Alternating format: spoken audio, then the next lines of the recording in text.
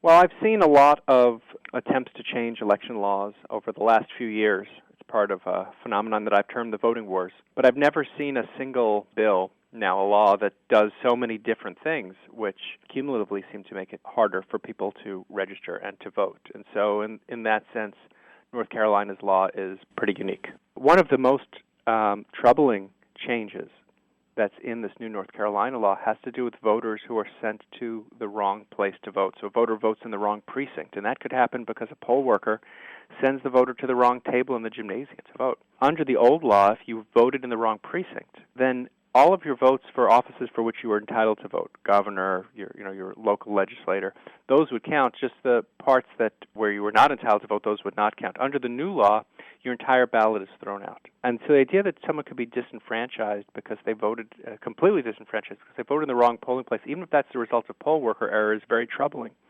And in fact, in Ohio last year, a very conservative group of federal court judges struck down Ohio's similar law and said you can't disenfranchise people because of the errors made by poll workers. So I expect this is going to be one of the areas where the courts are not going to be looking too charitably on this aspect of North Carolina's new law.